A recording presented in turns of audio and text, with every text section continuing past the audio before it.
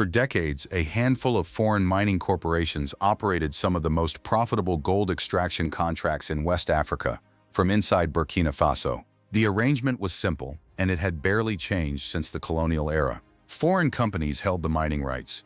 Foreign companies controlled the extraction technology. Foreign companies repatriated the overwhelming majority of the profits to shareholders in Europe, North America, and beyond. Burkina Faso, the country whose soil contained the gold, received a fraction of the actual value through royalty payments and tax structures that had been negotiated decades earlier, often under governments with limited leverage to demand better terms. Then Captain Ibrahim Traoré took power. And he asked a question that foreign mining executives had spent generations hoping no Burkinabe leader would ever ask seriously enough to act on. Why does our gold leave this country while our people remain poor? What followed was a systematic restructuring of the mining sector that fundamentally altered the economics for every foreign company operating in Burkina Faso. This is the story of how that restructuring happened and why it changed everything. To understand what Traoré dismantled, you need to understand how thoroughly the previous system had been designed to favor foreign extraction over domestic development.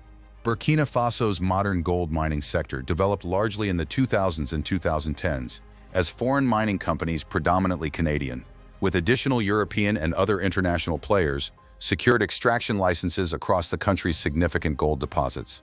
These licenses were typically negotiated under mining codes that offered remarkably favorable terms to foreign operators, limited royalty obligations, generous tax exemptions during initial operating years, and contractual structures that allowed the bulk of extracted value to flow out of the country with minimal domestic value addition.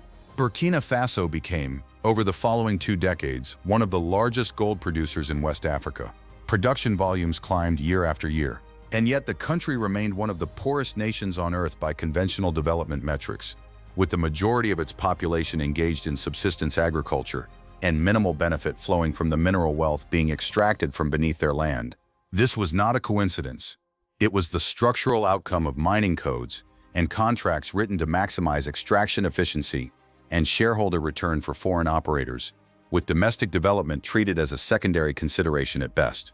For successive Burkinabe governments operating within the broader constraints of the CFA franc monetary system and continued French economic influence, renegotiating these arrangements carried significant political risk.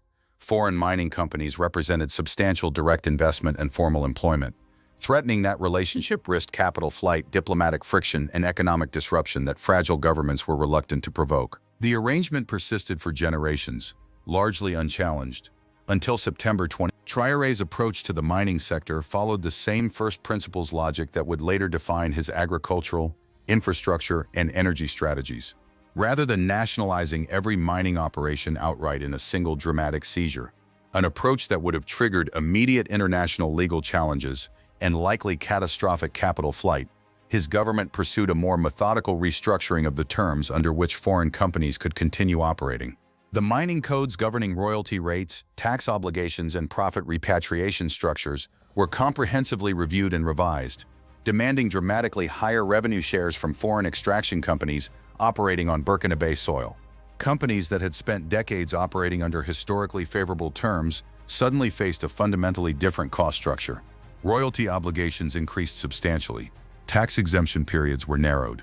Requirements around local processing, employment, and value addition were strengthened. For mining executives who had built their financial projections and shareholder commitments around the previous regulatory environment, this represented a direct and significant impact on operational profitability. Some companies adjusted and continued operating under the new terms, recalculating their cost structures to remain viable within Burkina Faso's revised framework. Others found the new terms incompatible with their existing investment models, leading to operational scalebacks, contract renegotiations, or in some cases, complete exit from Burkinabe operations. The revised mining codes were only the first half of Traoré's strategy. The second half was what happened to the additional revenue these changes generated.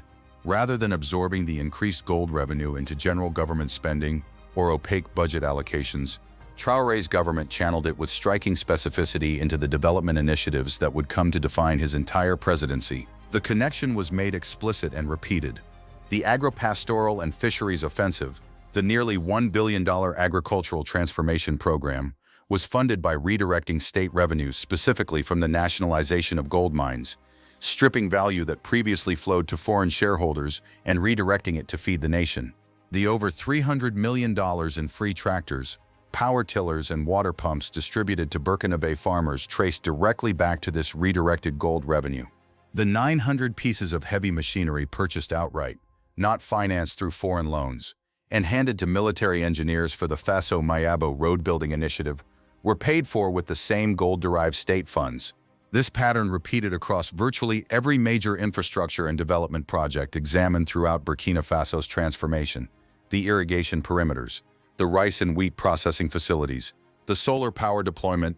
Even private sector projects like the Burkina skyscraper benefited from the broader macroeconomic stability that redirected gold revenue helped create. For the first time in the country's modern history, gold extracted from Burkina soil was being converted, at meaningful scale, into infrastructure and development that Burkina citizens could directly see, use, and benefit from.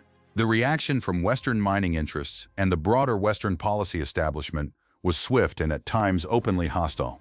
Industry analysts and mining sector publications began characterizing Burkina Faso's revised regulatory environment as a significant deterioration in investment climate, warning that increased royalty and tax obligations would discourage future foreign mining investment and potentially undermine the sector's long-term productive capacity. Some of this criticism reflected genuine technical concerns about long-term sector sustainability. Mining operations require substantial ongoing capital investment, and dramatically altering the terms under which that capital is deployed can, in some circumstances, discourage the kind of exploration and development investment that sustains production over decades. But much of the criticism carried an unmistakable undertone that went beyond technical investment analysis. When U.S. General Michael Langley publicly suggested that Burkina Faso's government was misusing its gold reserves, implying the revenue was being directed toward regime self-preservation rather than genuine public benefit, he was articulating a broader Western skepticism toward the entire restructuring effort that extended well beyond narrow technical concerns about mining sector competitiveness. The underlying anxiety was not difficult to identify. A government that successfully demonstrated it could renegotiate extraction terms with foreign mining companies, redirect the resulting revenue into visible, productive domestic infrastructure, and maintain sufficient stability to continue operating, represented a direct challenge to the broader assumption that African nations required foreign capital, foreign expertise, and foreign favorable terms to develop their own natural resources. Let's be specific about what changed for foreign mining operations under the revised framework, because the practical impact extended well beyond headline royalty percentages. Profit repatriation became significantly more constrained, with new requirements directing a larger share of extraction value toward domestic processing, local employment, and direct government revenue before any profit could be transferred abroad to parent companies and shareholders. Local processing requirements meant that companies could no longer simply extract raw ore or minimally processed gold and ship it abroad for refining and value addition elsewhere. Greater value addition was required to occur on Burkina soil, directly reducing the margin captured by foreign processing facilities that had historically handled this stage of the value chain. Employment and local content requirements pushed companies to hire and train Burkina personnel for technical and management roles that had previously been filled predominantly by foreign expatriate staff, gradually reducing the foreign personnel costs that had represented a significant ongoing expense flowing out of the country. For mining companies whose entire operational and financial model had been built around the previous, far more favorable framework, these combined changes represented a fundamental restructuring of the economics underlying their Burkina operations. Some companies that had projected decades of operation under the old terms found their revised cost structures incompatible with continued profitability at the scale they had originally planned. This is what losing everything meant in practical terms. Not physical seizure of mining equipment or facilities in most cases, but the comprehensive collapse of the favorable economic terms that had made those operations so profitable in the first place. Not every foreign mining company exited Burkina Faso following the regulatory restructuring. Some adapted their operational models to the new requirements, accepting reduced profit margins in exchange for continued access to Burkina Faso's substantial gold deposits, recognizing that the underlying geological wealth remained valuable even under less favorable extraction terms. These companies restructured their local operations to increase Burkina employment in technical and management roles, expanded local processing capacity to meet the new value addition requirements, and recalibrated their financial projections around the new royalty and tax structure. This transition was not without friction. Reports from within the sector describe tension between companies seeking to minimize the operational impact of compliance with new requirements, and a government determined to ensure the spirit, not merely the technical letter, of the revised mining codes was honored. But the companies that successfully navigated this transition demonstrated something important. Profitable gold mining in Burkina Faso remained possible under terms that captured substantially more value for the domestic economy than the previous framework had allowed. This outcome directly undermined a key argument that opponents of the restructuring had advanced, that demanding higher domestic value capture would simply drive all foreign investment away entirely, leaving Burkina Faso's gold deposits undeveloped and the broader economy worse off. Instead, a hybrid outcome emerged. Some companies exited, some adapted and continued operating profitably under substantially improved terms for Burkina Faso, and the government simultaneously developed expanded capacity for direct state involvement in portions of the sector previously dominated entirely by foreign operators. The gold mining restructuring did not happen in isolation. It represented the first and arguably most consequential application of a sovereignty framework that Traoré would go on to apply systematically across nearly every sector of the Burkinabe economy. The same logic that restructured gold mining terms, identify where foreign control was extracting disproportionate value relative to domestic benefit, renegotiate or redirect that value toward Burkinabe priorities, and accept short-term friction in exchange for long-term structural change, appears throughout the broader transformation. It appears in the decision to purchase Chinese heavy machinery outright with cash, rather than accepting bundled financing and construction contracts that would have created decades-long dependency relationships. It appears in the decision to import Brazilian cattle genetics directly, rather than depending on traditional European dairy development partnerships. It appears in the ban on foreign broiler chick imports that forced the development of the domestically engineered Poulet Faso breed. It appears in the shea nut export restrictions that forced local processing rather than continued raw material extraction. Traoré has been explicit that gold sovereignty sits underneath all of these subsequent transformations as a foundational precondition. Without the restructured mining revenue, the capital required to fund free tractors, irrigation infrastructure, road-building machinery, and processing facilities simply would not have existed at the scale required to drive transformation across so many sectors simultaneously. If you don't have food sovereignty, if you don't have energy sovereignty, if you don't have technological sovereignty, then you don't really have full independence. Gold sovereignty made the pursuit of every other form of sovereignty financially possible.